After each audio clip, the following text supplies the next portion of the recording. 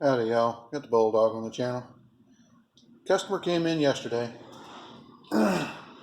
with his Toyota Camry. His only complaint, brake lights on.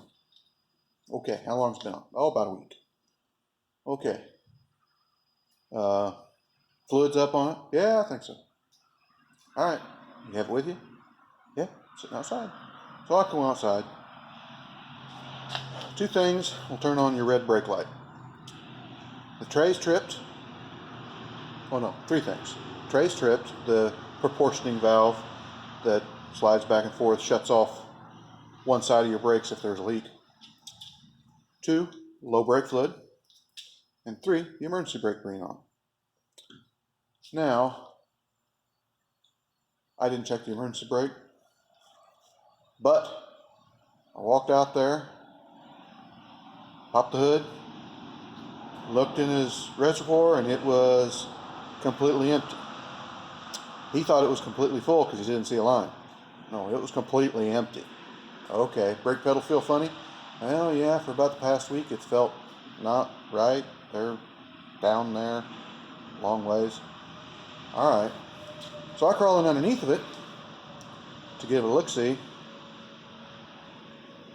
And he was saying, oh, I've never seen any drips on the ground or nothing. Never left a drop in the garage. While he was saying that, I was more concerned with what I saw. Look at that. This is the rear frame that holds the wheels underneath the car. So I said, you've got bigger problems than your brakes. And he got down there and looked at that. Oh, I'm not too worried about the brake light right now. Right now, we're worried about the brake light. I know how much the frame's going to cost to fix. We've done several of them, but COVID, prices go up for everything. They do make new ones available. They're high. I have a place to get used ones, but that's a used one. Place I get it, it's hit and miss. Hopefully you get a Southern car. If you get one Northern, it looks like this, or worse. He's had this car for several years. We keep an eye on that part, but it's been a little while since we've seen it. And the problem with them is they got holes here and there and yonder. It gets junk, salt, sand, mud up inside the frame, so it rusts from the inside out. You know, all that stuff gets wet, holds moisture, and it rusts the inside out. So it'll look good. It will look solid. You tap around on it, and if you hit the right spot, it goes through it. But this is what happens whenever you've got a problem like that. You keep an eye on it, you see surface rust. Well, it's just surface rust, it looks like. Then you don't see the car for a couple of years. Then all of a sudden, it's like that. I've already estimated that part.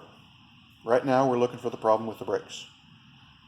Then he'll decide whether or not he's going to fix the car. I really hope he does, because engine and transmission are both good. So, and as you can see,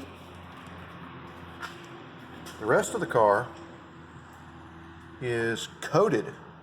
It's got this coating on the inside of it, and they don't rust. Usually it's just that frame. Like I say, I've done a few of them. So he's always going to be able to drive the car. He can put $1,000 in it and still drive it right back out. That's 3 car payments. I just talked to the guy that I did the fuel pump on. That was his exact words. This is 2 car payments. That's how he rated it. That's the smart way to do it. Hopefully we don't find much wrong with his brakes, but I expected to pull his drums off and find leaks in the wheel cylinders. No leak.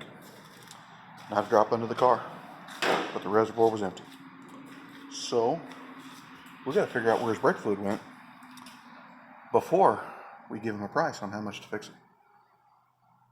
That's kind of how it is. I hate these phantom jobs where you know there's a problem. You might even kind of have an idea where it is, but it won't present itself. So I cleaned the dust out of the brakes. They're not out of adjustment or nothing. I'm going to have to put the drums back on. I'm going to have to bleed the system out because it's got air in it. And see if we can find a leak. Maybe have to pull the master cylinder off of the booster and see if it's leaking out the back of the master, but it's dry up there too. The only other possibility is if the master cylinder is leaking into the booster, which in turn is sucking it into the engine because it's fed by vacuum. I've seen that before. It is very rare, but that's the only explanation for the master cylinder to be empty when there's not a leak into the car. Other than somebody worked on it and drained his fluid. We didn't do it. So, yeah, we'll figure it out. Let him know what's going on so he can make a decision. Like, comment, subscribe, hit your little bell notification, share it all around. We'll talk to you later.